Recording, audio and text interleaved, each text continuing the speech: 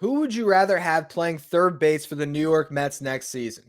Kris Bryant or José Ramírez? I'm going to explore that on today's episode of Locked On Mets. You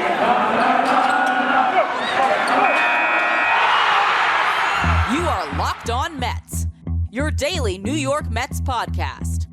Part of the Locked On Podcast Network, your team every day.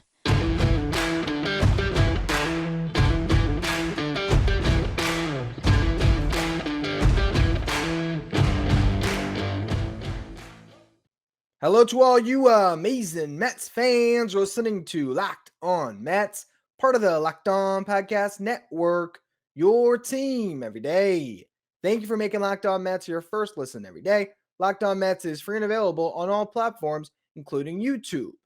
Now, it seems like if the Mets are going to make one last big splash in free agency, it would be to sign Kris Bryant. But on today's show, I'm going to explore if that is the best option for them at third base, or if they should trade for José Ramírez.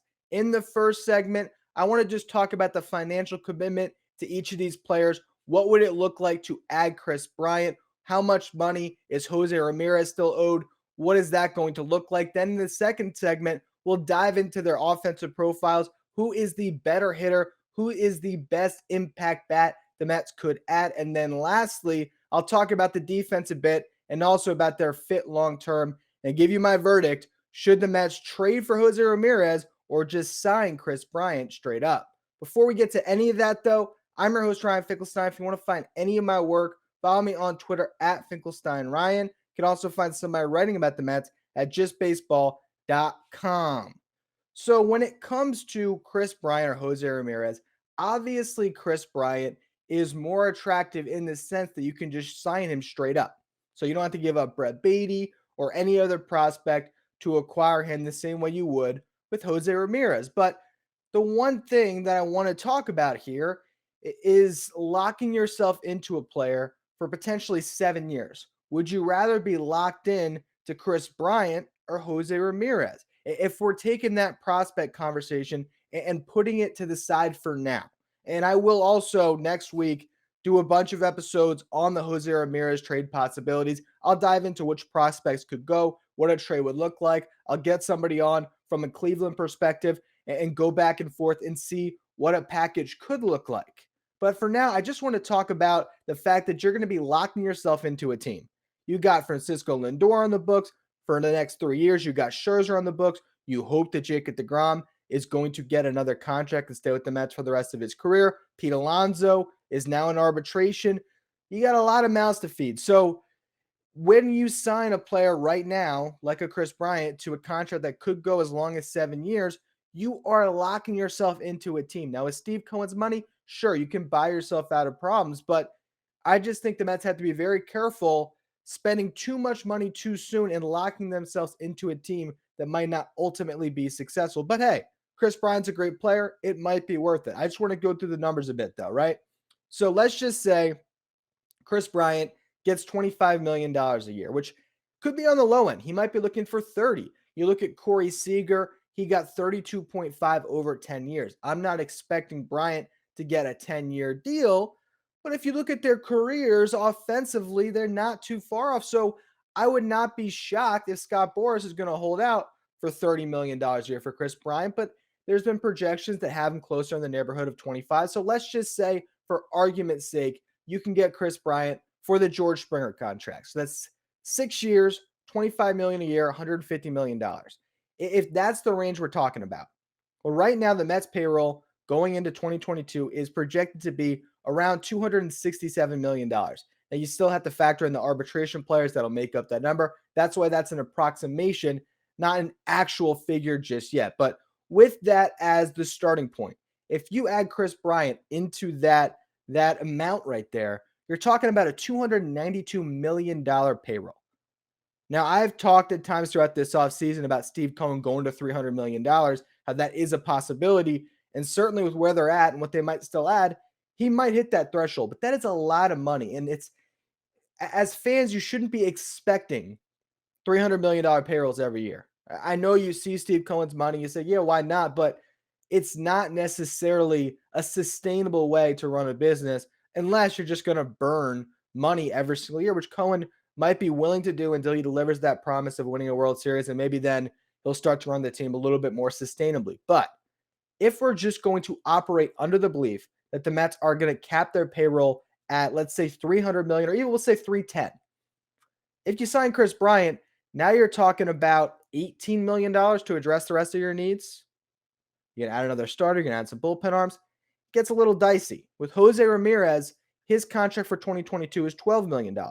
So you add that to what you're already looking at, that's $279. That means you still have $21 million before you hit 300. And if you want to say 310, $31 million to spread amongst your roster, to add more pitching, to add a starter that's good. If you want to get Carlos Rendon or somebody along those lines, if you want to add to some of your bullpen arms, get a high leverage reliever, that gives you more wiggle room for sure, at least in the short term. Then you look at 2023, Ramirez makes 14. So you have 2 years of control on José Ramírez where he's going to be a really valuable player when it comes to that contract. And then he would need an extension. You could always come to him with an extension after he plays out the next season and keep him around long term. With all that said, let's just look now at some of the contracts on the books in 2023, just so we start to get a sense of what Kris Bryant would look like if he's factored into that payroll. So you already got Scherzer at $43.3 million for his average annual value. Jacob deGrom has an opt-out. If he decides to opt in, it's $30.5 million with $12 million deferred. But if he opts out, has a great year, and then expects to get what Scherzer just got, if not more, he could be making $45 million next year. And you can't say he's not worth it because you just paid that to Scherzer. So, puts you in a dicey situation. You got Francisco Lindor, 34.1. Starling Marte, 20.75. Robinson Cano, 20.25. Carlos Carrasco, a $14 million deal that vests if he hits 170 innings pitched this year. Now, if he's not good, the Mets can certainly manipulate that and make sure they get him off the books. But you want Carrasco to be great this year, right? So if he is, you factor that in. You got McCann at 12 or just over 12. Mark Canha just over 11. Eduardo Escobar at 9.5. Right there, you add all that up, you're nearing $200 million before you even spend $1 in free agency next year and before you even factor your arbitration guys, which will include Pete Alonso, who right now is projected to make $7 in his first year of arbitration. If he has a great season, that could climb close to $15 million. Let's just say Pete Alonso wins a Silver Slugger, is an all-star, and gets some MVP votes. That arbitration case, that's just going to climb that number even higher. So if you factor in Kris Bryant on top of that, it's not even hard to get to $250 million on your payroll next year before you even spend $1 in free agency. Now, the class next year isn't great, so that might not be the biggest of problems. But look, fans are going to want Steve Cohen to spend next offseason too for whatever the Mets have that they need to address their roster with. So it certainly does lock you in to a certain extent. Here is the big difference, obviously, as we go through this. It's the prospects, right? It's having to give up prospects to get José Ramírez as opposed to signing Bryant straight up. And that's why fans are all in on Kris Bryant. Look, I was all in on Kris Bryant this past season. I wanted the Mets to trade for him. I talked about that just as much as a Francisco Lindor trade last offseason. Obviously, Lindor happened. Bryant did it. I talked about trading for Kris Bryant leading up to the deadline. I wish they got Bryant over Baez. I'm not saying I don't want Kris Bryant. All I'm saying is if I have to give a long-term contract to one of these guys, Kris Bryant or José Ramírez, removing the prospect element to it, I think I might prefer Ramírez, and I'm going to explain why in just a minute as we get into their offensive profile, and even more importantly, their defensive profile.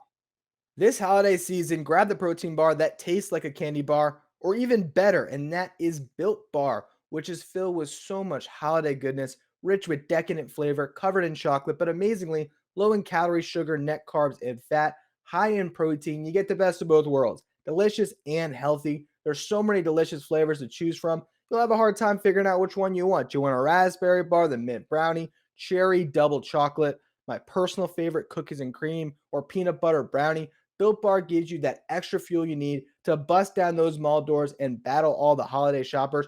Or if you're just standing in an endless line, Built Bar can give you that extra kick you need to keep you going. So throw one in your jacket or purse, You never know when you're going to need it. And here's a special tip. You want to cozy up with something warm? Here's what you got to do. Dip that Built Bar in a piping hot cup of cocoa. Let it melt a little bit. Give your beverage a bit of that Built Bar flavor. Plus, you'll have a nice melty Built Bar to go with it. Be sure you have a couple napkins on hand if you decide to take me up on that special treat. If you want to try Built Bar today, go to Built.com. Use the promo code LOCK15 and you're going to get 15% off your next order. Again, that's promo code LOCK15 for 15% off at Built.com. All right, so let's go through the numbers throughout the careers of José Ramírez and Kris Bryant and see which one is the better offensive player. Kris Bryant, for his career, a 278 hitter. José Ramírez, throughout his career, a 278 hitter. Somehow these guys have the exact same career batting average. Was crazy when I saw that. The on-base percentage, Kris Bryant has an edge at 376 over Ramírez at 354. Bryant also has the edge in slugging percentage at 504 compared to Ramírez at 501. You go to WRC plus, which is weighted runs created plus, measuring hitters based on a league average of 100. Kris Bryant's WRC plus 134 for his career. José Ramírez 126. Go to walk percentage. Kris Bryant 11.5. José Ramírez 10%. So far, you're saying, well, Kris Bryant's the better player, Ryan. What are you talking about? Why would you want José Ramírez? I'll explain a little more in a minute.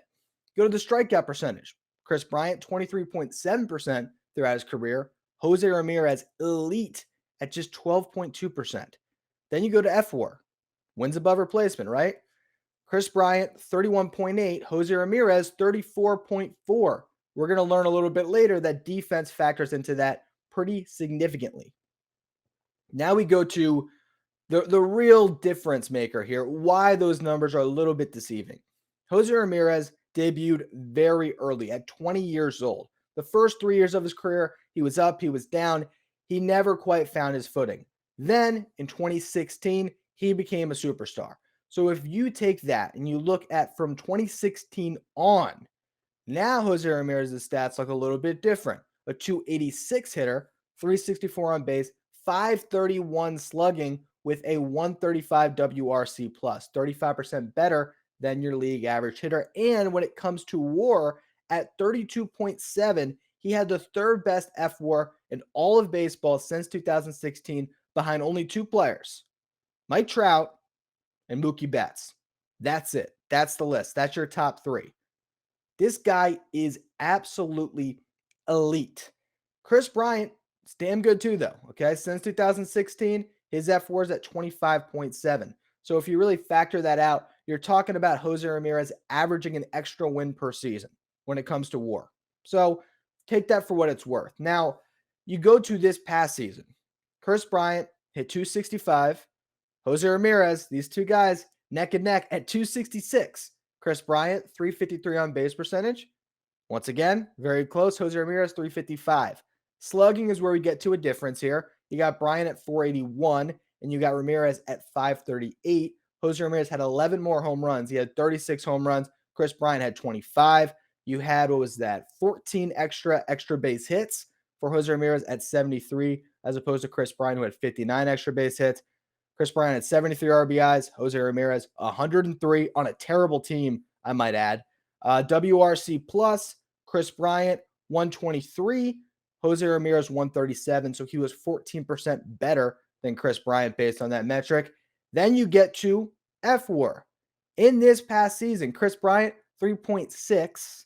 José Ramírez, 6.3. Almost worth 3 more wins.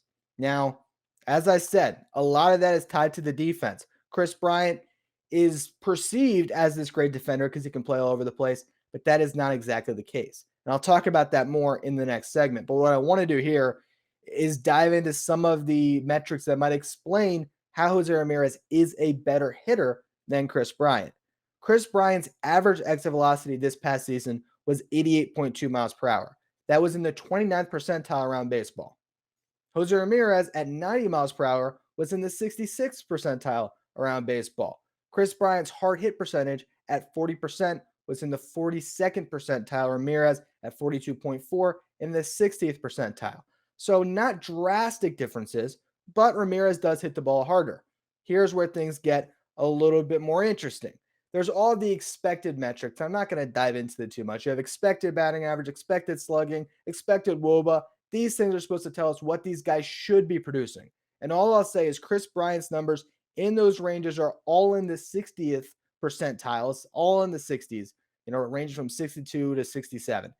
You got Ramirez all in the 80s, 85% or higher, actually. So those metrics tell us that Ramirez is projected to be a better hitter moving forward. Then you get to the strikeout percentage. Kris Bryant in the 39th percentile, José Ramírez in the 92nd. As I said before, elite when it comes to not striking out. Whiff percentage, a big reason for that. This is a guy that fouls it off a lot. He's in the 94th percentile, José Ramírez is. Kris Bryant in the 27th percentile.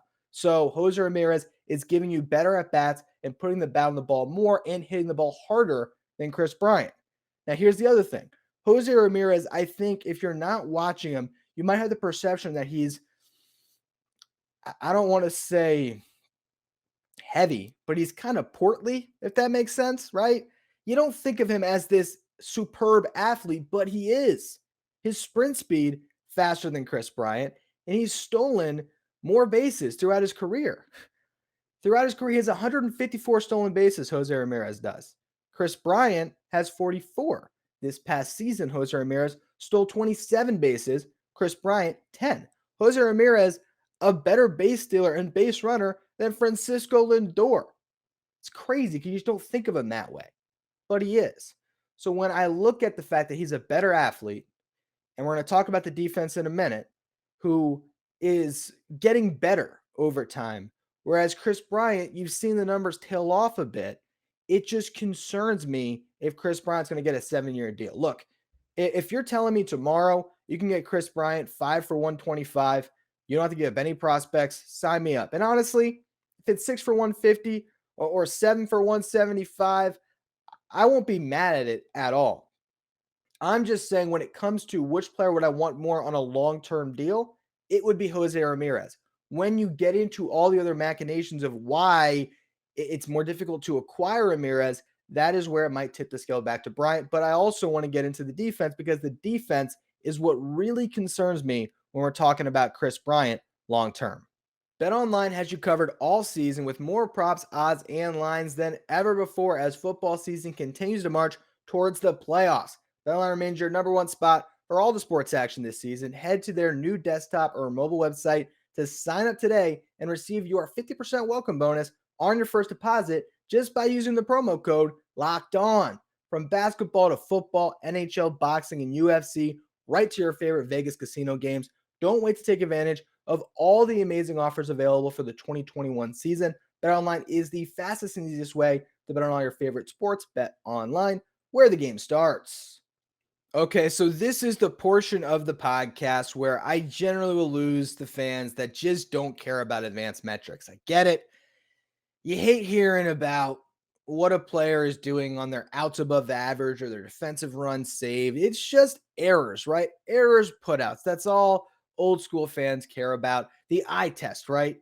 That's all that matters. Lately, I've had people telling me the eye test tells them that Jeff McNeil is a terrible defensive player, which to me makes no sense because my eye test has not caught on to that. But also to think that your eye test is a better gauge of a player's defensive value than actual defensive metrics that are used by the teams to analyze these players in the first place.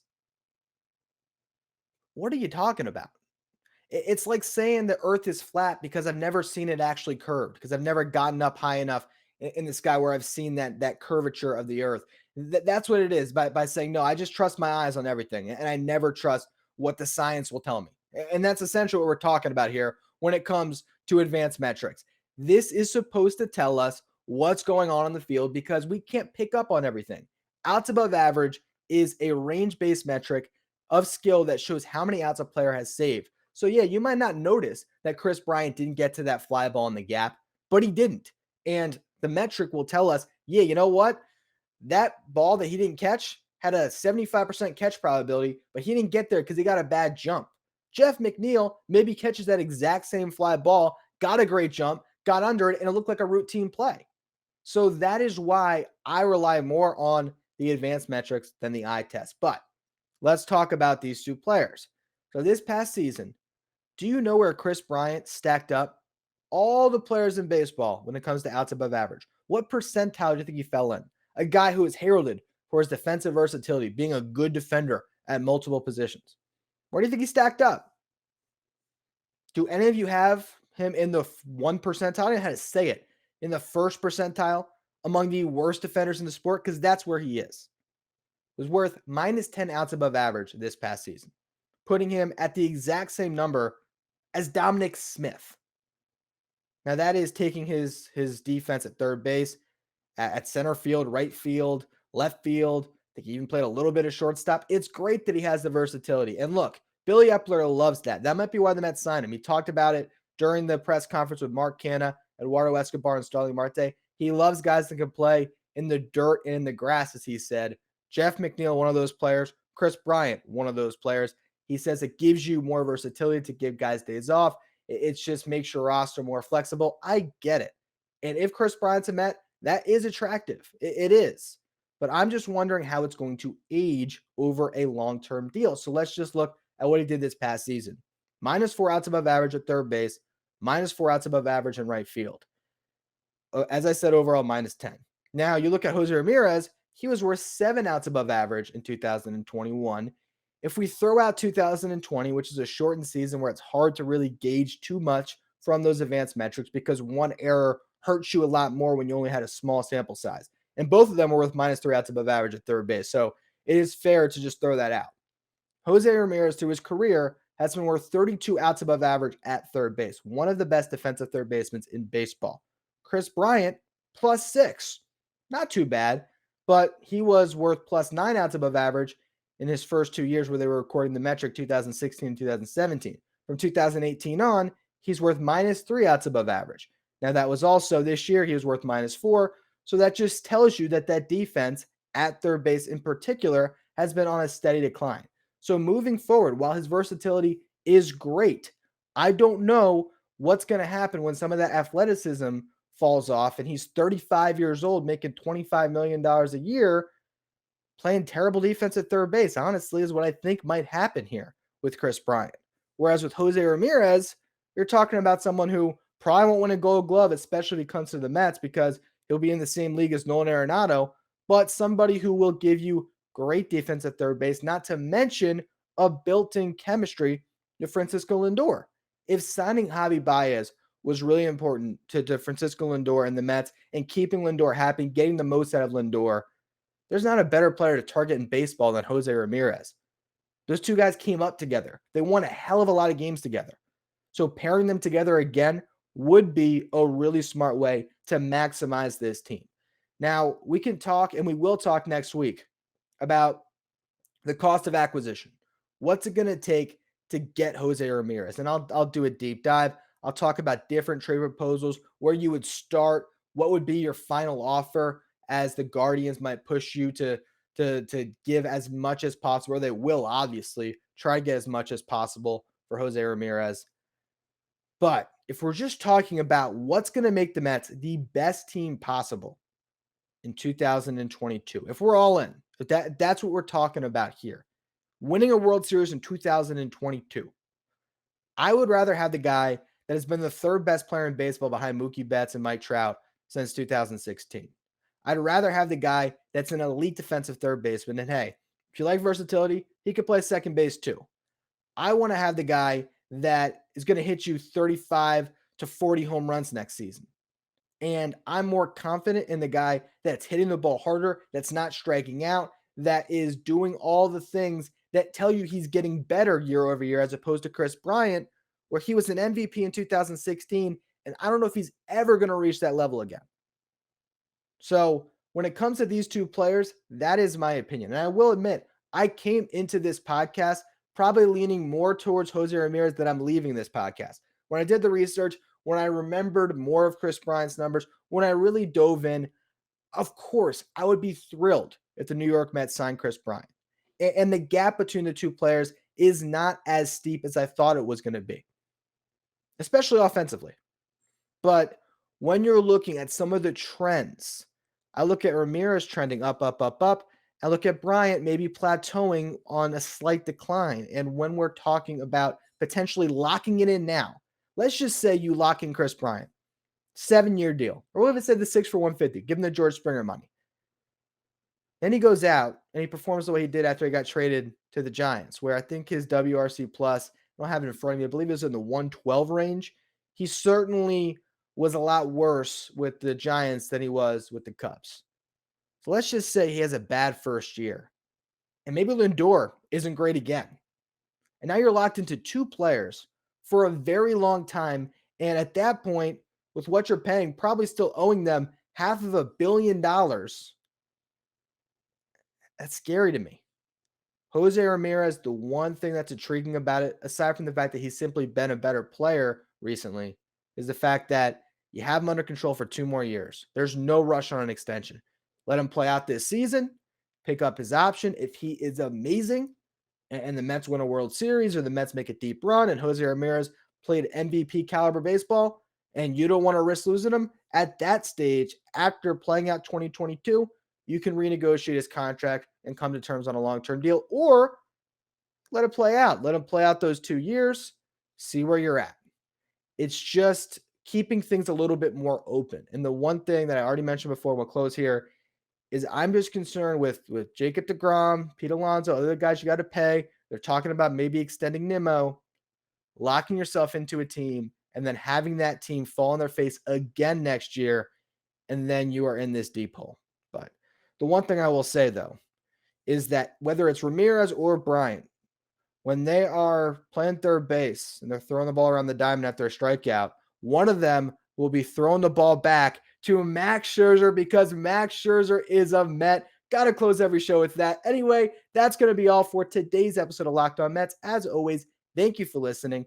Hope you have a great weekend. You can follow me on Twitter at Finkelstein Ryan. Follow the show at Locked On Mets. Thank you for making Locked On Mets your first listen every day. Now for your second listen, check out Locked On Bets, the perfect place to go for your daily gambling needs, hosted by your boy Q and handicapping expert Lee Sterling. You can follow Locked On Bets wherever you get podcasts.